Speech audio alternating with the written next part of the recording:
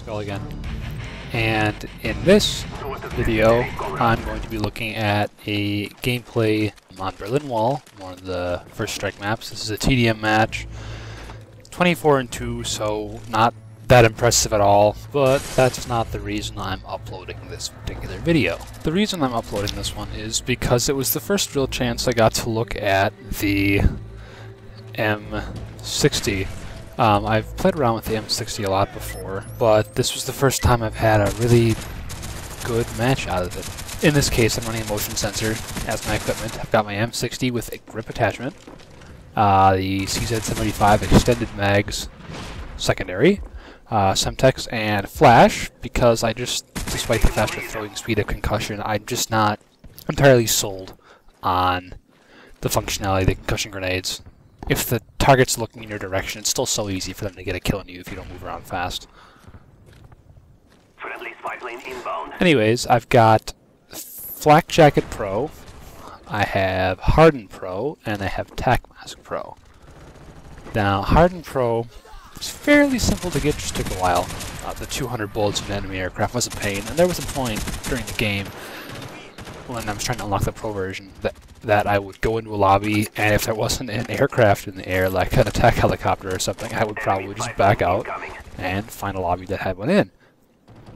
Got it eventually. It took me a little while. Flak Jacket Pro wasn't too bad. The 5 grenade throwbacks were a pain, but oh my god, I love the Pro version. Being able to walk through napalm strikes and not kill yourself with your own is definitely a plus. But the real kicker here is Tac Mask Pro. The default version, it's not that good. It's just Nova Gas, and outside of some objective game types, Nova Gas isn't all that common. So it was really it's not like great on its own. It's the Pro version that's really nice, but like I said, unlocking the Pro version is a pain.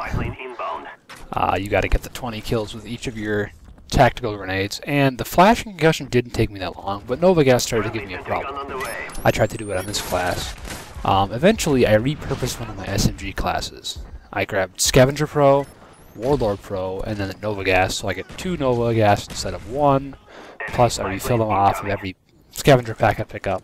After 2 or 3 days of trying, I'm only getting like 4 Nova Gas kills, even in matches like Headquarters. I switched to that class and picked up the rest of my 20 I needed with 1 night of gameplay. Very, very nice.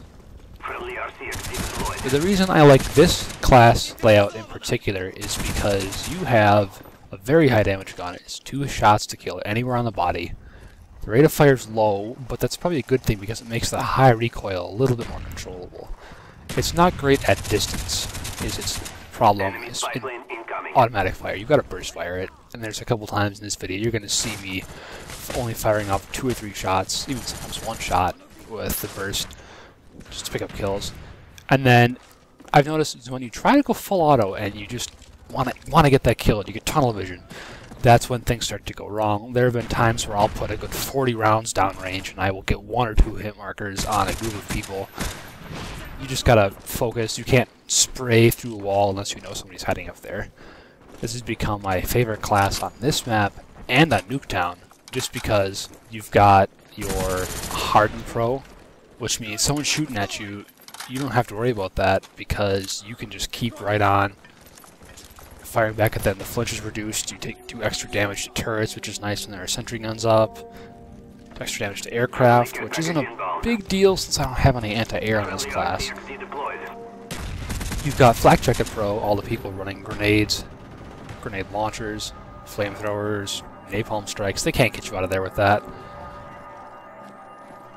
So in Nuketown, especially, I'll sit in one of the upper floors of the houses, and with Harden Pro, you can shoot through both walls, your house and the house across from you, and get kills. It takes you 7 shots more than normal to do it, but it's very, very useful. Another part of the reason I recorded this match here is because it was one of the first matches I've done well enough to get dogs and actually have them selected as a kill streak reward.